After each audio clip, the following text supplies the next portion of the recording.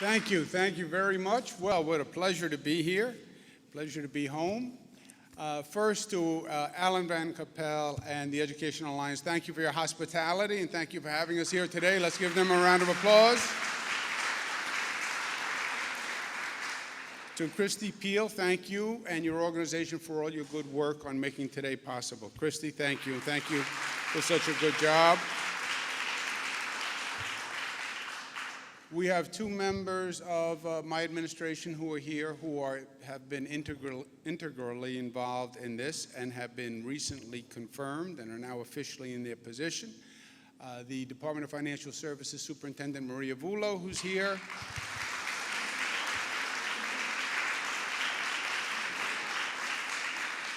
And the Commissioner of Housing Community Renewal, Jamie Rubin.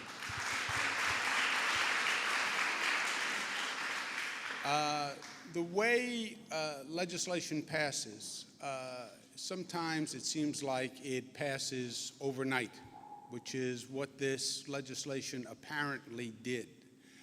It was quiet all session, and then at the end of the session, we actually scrambled and we got it done.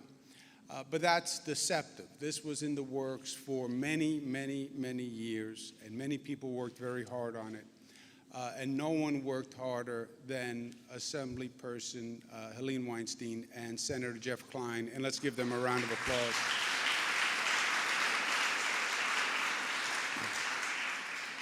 And it's a pleasure to be with all my colleagues from Albany. They're looking much better and much happier now that they're home. The legislative session is over. The way it works in Albany is the legislative session goes from January to June. And when you get towards June and the end, everybody starts to get a little tired and a little homesick, and they're ready to go home, and they're like the horse going back to the barn. They look much happier. They look much less gray. They look rested, so it's a pleasure to be with them. And as Senator Klein said, we had a great, productive session. And it was a bad year overall for state government in the public perception. There were some scandals that really took people's breath away, and they were right. And the best anecdote is to say we got it, and reform, and produce, and produce. And this session produced for the people of this state. You know, what government is supposed to do is actually make people's lives better. It's not theoretical. It's not conceptual. It's not a debating society. It is a service bureau. Get something done, and get it done for me. And even if it's not the perfect solution, avoid gridlock and get things done. And we got things done. And Jeff went through them. $15, best minimum wage law in the United States, best paid family law in the United States, first state in the nation to have every school test the water for lead. First state in the nation. That's the state of New York. Long overdue. Highest level of education funding in the history of the state of New York, $25.8 billion, right?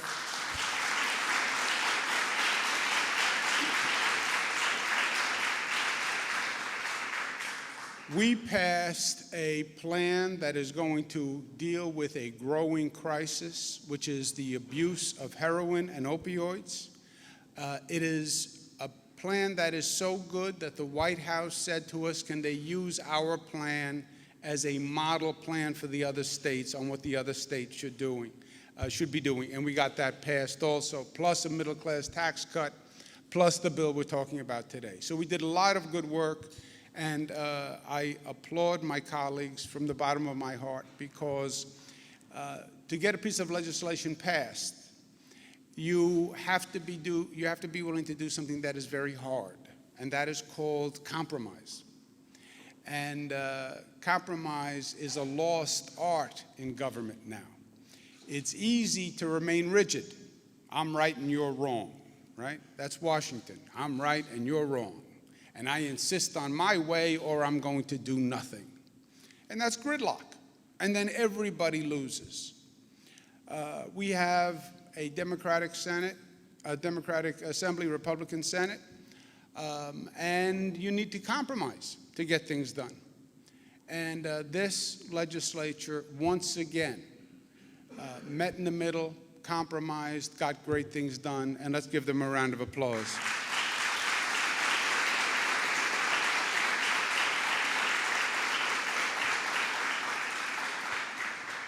And this law is a perfect example.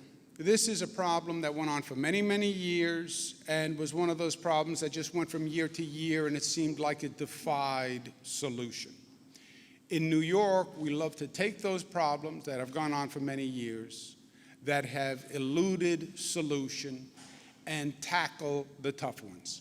And this was a tough one. And this was an outrageous one in many ways. And it was an injustice that was appalling and insulting, because this in many ways is a legacy from the mortgage meltdown crisis of 2007. This was the legacy of banks and Wall Street perpetrating a fraud on the people of this nation and the people of this state.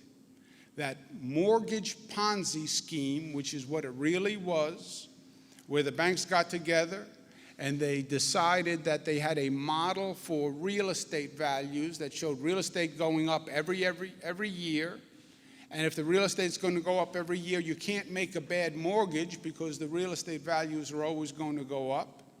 So they gave everybody who wanted one a mortgage. They gave people who couldn't afford a mortgage. They gave people who couldn't afford that size mortgage a mortgage.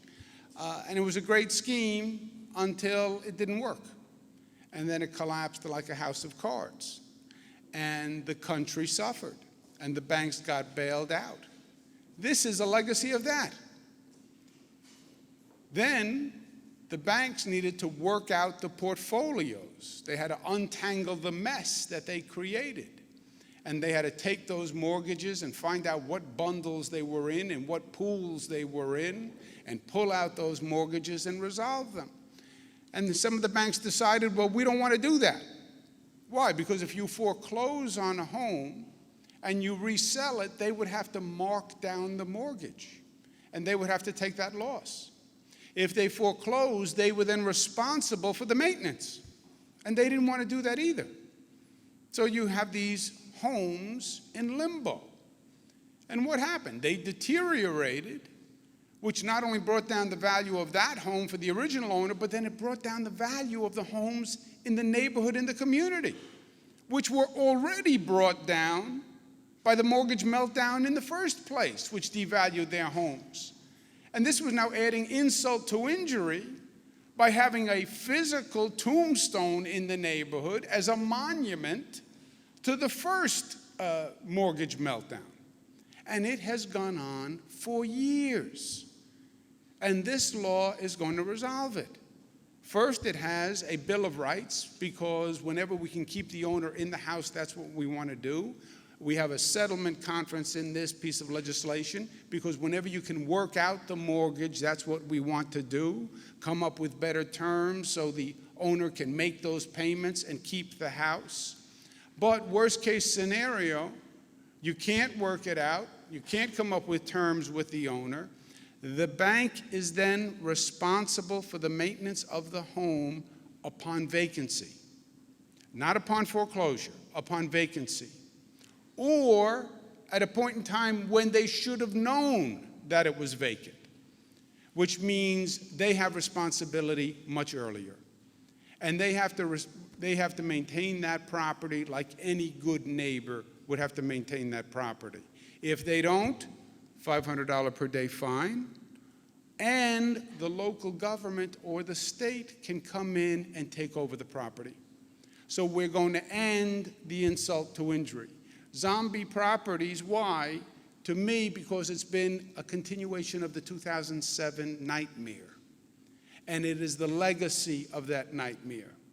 And that nightmare has to be over, because we have to move on. New York State has about 7,000 to 12,000 of these abandoned properties, which are depreciating communities all across the state, 769 approximately in New York City. Many of them for years have just sat there, depreciating the homes around them. And today we say no more. The homeowners didn't deserve to pay the price in the first instance with the mortgage meltdown, they shouldn't have had to pay the price all these years. It has to end. It's going to end today as soon as we sign that bill. Thank you, and God bless you.